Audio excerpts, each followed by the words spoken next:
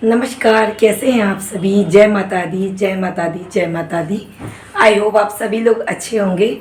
तो जी आप तो जानते ही नवरात्रि चल रहे हैं, तो नवरात्रे चल रहे हैं तो जी मेरा गला ना बैठ जाता है नवरात्रों में।